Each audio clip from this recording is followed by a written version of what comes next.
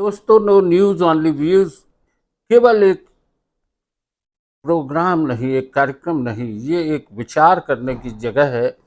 हम खबरों की जगह नजरिए की बात करते हैं, हम खबरों के पीछे की बात करते हैं। इजराइल, ईरान और अमेरिका के बीच में जो टकराहट चल रही है, उसका सीधा असर कच्चे तेल की कीमतों पर पड़ सकता है।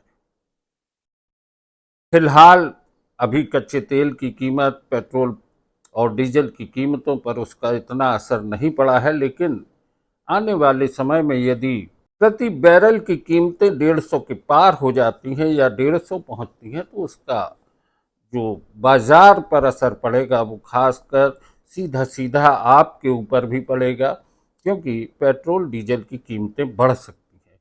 फिलहाल भारत सरकार ने उस पर नियंत्रण करने के प्रयास भी किए हैं, लेकिन दुनिया की बात करते हैं तो होर्मुज स्ट्रेल जो है, वहाँ से 20% तेल का आयात होता है पूरी दुनिया में। और ये संकट इस समय, इस पर विचार करते हुए अगर देखा जाए तो हर देश चिंतित है, क्योंकि ऊर्जा की ज़रूरतें आप सबके लिए भी महत्वपूर्ण हैं, हमारे लिए भी हैं, इस देश के लिए भी हैं, और हमारे जो विकास के रास्ते हैं उनमें भी बहुत जरूरी है।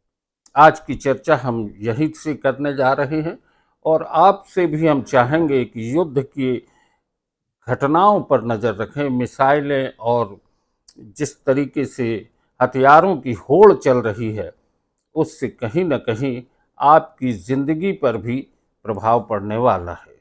आपके आर्थिक और आपके जो प्रयास हो रहे हैं विकास के, उस पर भी कहीं न कहीं गहरा असर छोड़ेगा। खबरों की सनसनी नहीं, किसी तरह की कोई भी एक ऐसी बात भी नहीं हम करना चाहते हैं नो न्यूज़ ऑनली व्यूज के जरिए कि आप कहीं डर या अपने भीतर एक खौफ महसूस करें।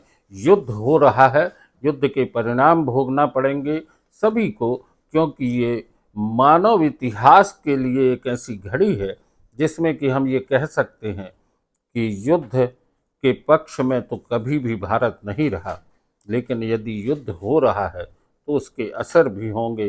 पेट्रोल और डीजल की कीमतों पर भी असर पड़ेगा, रसोई गैस भी इससे प्रभावित हो सकती है।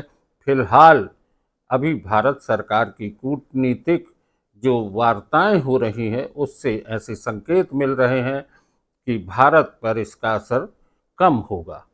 आज की चर्चा यहीं तक। बहुत बहुत धन्यवाद।